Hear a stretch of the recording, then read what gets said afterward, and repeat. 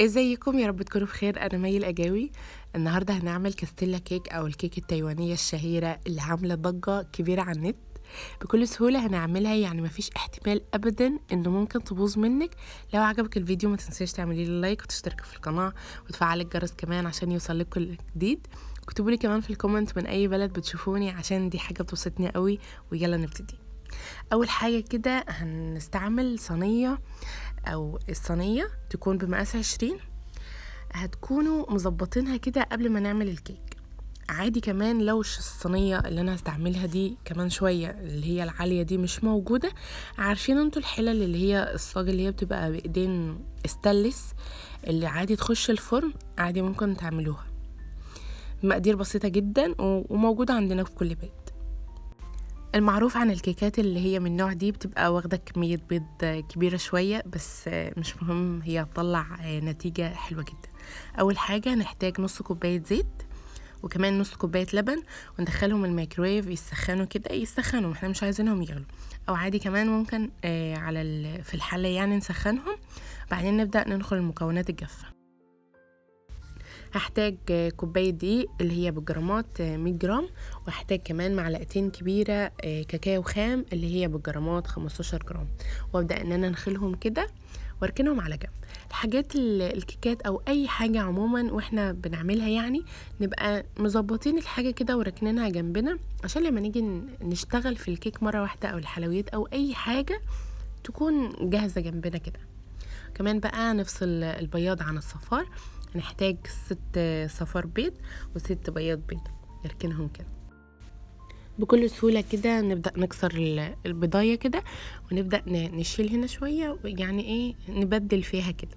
كمان حاجة كمان انه ممكن بدل يعني ممكن الصفار يتخرم منك ولا حاجة، لانه البيضة طالعة من زمان من الفرن، من التلاجة قصدي.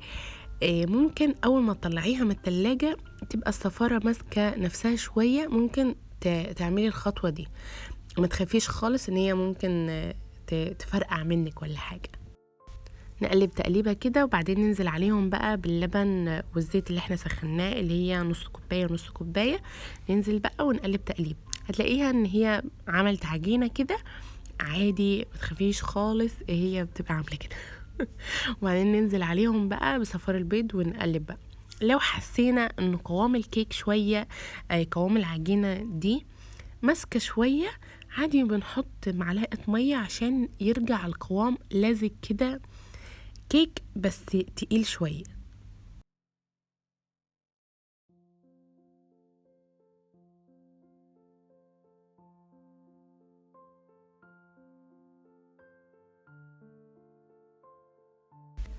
كده بقى وصلنا للعجينة اللي احنا عايزينها. عادي يا جماعة لو حسيتوا ان قوام العجينة ماسك شوية وحطيتوا معلقة مية او معلقة لبن، عادي. وكمان في اي حاجة خالص، يعني في كل الحاجات اللي احنا بنعملها، لو حسيتوا ان القوام تقيل بنزوده شوية، لو حسيتوا ان القوام سايل شوية بنزوده شوية دقيق شوية، عادي نتصرف يعني عشان الحاجة ما تبصي مننا او ان احنا نرميها. تمام. جبت بقى البياض البيض بتاعي وحطيت عليه معلقة فانيليا ورشة ملح، ونبدأ بقى نحط كمان نص كوباية سكر اللي هما بجرامات 100 جرام، وابدا ان انا اضرب على اعلى سرعه. انا حطيت شويه سكر الاول وبعدين هحط شويه تانيين، يعني لحد بقى نفضل نضرب لحد ما القوام يوصل للقوام اللي انتوا هتشوفوه كمان شويه.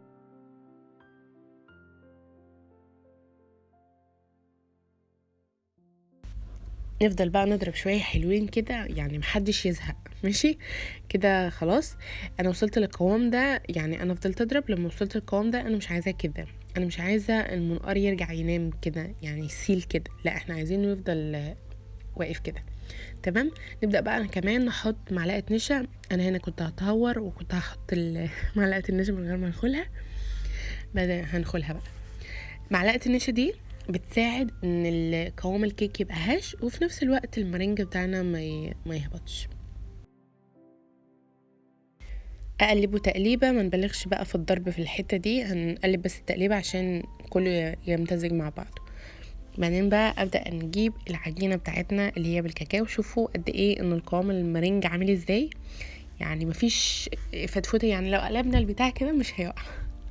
نجيب بقى الكيك بتاعنا، نبدأ ناخد معلقة كبيرة كده من المارينج بتاعنا ونبدأ نقلب. واحنا بنقلب بقى ما تخافوش ما تخافوش ما تخافوش هنقلب بالراحة، يعني كده نقلب بالراحة ومن فوق من تحت لفوق ومن فوق لتحت كده، يعني بكل سهولة. عشان في ناس مثلا اول ما تعرف بقى ان انا هفصل صفارة عن بياض بتتلبخ بقى، لا انا مش هعملها، لا اعمليها، هي بجد سهلة جدا وبسيطة، يعني سهلة خالص. يعني نبدأ ان احنا نقلبه كده تقليبة، وبعدين ناخد بقى العجينة بتاعتنا بتاعة الكاكاو نحطها على المارينج اللي هي البياض البيض، ونبدأ نقلب من فوق لتحت لما القوام يمتزج مع بعضه خالص وما يبقاش فيه كلاكيع، وبالراحة خالص. يعني هي ما تخوفش ابدا الوصفة، عشان في ناس كتير بتبقى خايفة من اللي هي ان هو صفار البيض وهنرجع نضرب بياض البيض ودوشة، بس هي جميلة وهي مش دوشة خالص. انتوا بس بتخافوا شوية انه عشان هنقلب وكده لا تهبط والكلام ده، لا لا لا. للناس بقى اللي ما بتحبش الكاكاو، عادي نستبدل معلقتين الكاكاو اللي احنا الكبار اللي احنا حطيناهم، نستبدلهم بمعلقتين دقيق. بس انا مش عارفة ازاي حد ما بياكلش الحاجة بالكاكاو. بالنسبة بقى واحنا بنوزن المكونات بتاعتنا كده، زي ما قلت لكم نوزن كل حاجة قبل ما نبدأ بالكيك. بعد اول ما نيجي بقى نشتغل في الكيك بقى خلاص بقى نضرب الصفار والبياض والحاجات الليلة اللي احنا عملناها دي، نقوم مشغلين الفرن. تمام، بس اهم حاجة نبقى يعني كده عشان الوقت الفرن ما يقعدش كتير شغال من غير ما نحط حاجة. نجيب بقى الصينية بتاعتي ونبدأ ان احنا نبطنها بورقة زبدة ونحطها كمان في صينية تانية، ونبدأ ننزل بالعجينة بتاعتنا اللي شبه القطن كده. لا قطن ايه ده، احسن من القطن كمان. هي شبه قوام الايس كريم كده، بس في الاخر هتطلع هشة وخفيفة وزي قوام القطن بجد. نخلص بقى الكمية بتاعتنا كلها ننزلها كده، ما نسيبش فتفوتة، ده واخد بياض قد كده. نفرد بقى ونسويها كويس جدا. بعدين بقى للوش نبدأ ان احنا نحط شوكولات شيبس، ده لو انتوا حابين، لكن هو الشكل التقليدي العادي يعني ان هو بيتحط لها شوكولات شيبس من فوق. اهزها كده في الصينية واسويها واخبطها خبطة عشان تكون كلها بحجم سوا واحد كده، عشان ما تبقاش حتة عالية عن التانية وكده. نبدأ بقى نحط شوكولات شيبس ونكون مسخنين غاليين في الكاتل كده مية. بعدين نبدأ ننزل في الصينية بتاعتنا، هنكون حاطين المية كده بنص يعني مغطيين نص القالب من تحت. وهنحط كمان معلقة خل عشان البتاع الصينية بتاعتنا اللي منها ألمونيا بقى ما تزرقش مننا في الفرن. انا حسيت ان الصينية بتاعتي بتجري كده مني في المية، فجبت منديل وحطيته كده تفضل ماسكة بقى نفسها كده ما تتحركش. كده بقى شكل الكيك بتاعنا شكله تحفة قبل ما يخش الفرن، وشكله تحفة وهو في قلب الفرن، وشكله تحفة بعد ما طلع من الفرن. بتخش بقى الفرن على درجة حرارة 150، النار شغالة من تحت والمروحة شغالة. هتقعد معاكي من 65 دقيقة ل70 دقيقة. بعد ما تطلع من الفرن انتوا هتحسوا ان هي هبطت سنة صغنونة، ده عادي يا جماعة، لان هي اصلا فيها كمية هوا فظيعة وقعدت كتير قوي في الفرن، فعادي ما تقلقوش، هي مستوية وزي الفل وجميلة جدا وبتنزل بسهولة جدا من القالب. شوفوا قد ايه بسهولة ان احنا بدأنا نقلبها كده وكده، يعني لو شلناها وشقلبت في الهواء مش هتحصل لها حاجة، هي جميلة جدا وهشة وخفيفة ومستوية. الوقت بتاعها ده مناسب جدا ان هي تستوى يعني حلوة قوي. نبدأ بقى ننقلها في الطبق كده. شوفوا بقى قد ايه شكلها حلو بقى، تهز ازاي. ده كده بقى الشكل التقليدي الكيك بقى التايوانية الشهيرة اللي احنا بنشوفها على النت بنقول واو اتعملت ازاي. هي دي بقى طلعت سهلة جدا ويعني مجهود قليل جدا بنطلع حاجة تحفة قوي كده.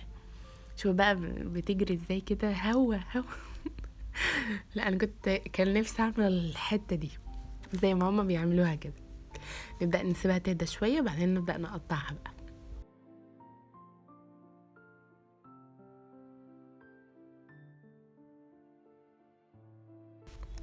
تحسي بقى كده وانت بتقطعيها سفنجة، بتقطعي سفنجة كده. شكل هنا كان شكلها من جوه مش باين، فنقلتها لكم. شوفوا بقى بتتنقل بكل سهولة جدا. نقلتها لكم كده عشان تشوفوها وتبقى نورها واضح كده. شوفوا بقى شكلها حلو قوي.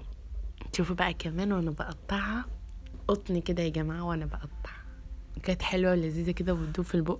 على فكرة ما قعدتش.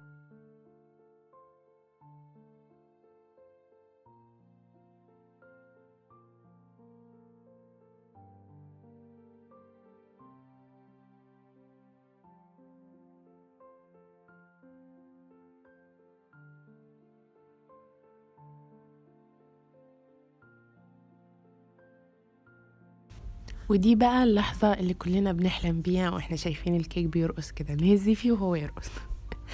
كده بقى اقطعها معاكم. شوفوا بقى قد ايه تتقطع بسهولة. يا ولاد شكلها حلو قوي. تعمل ازاي؟ حلو قوي.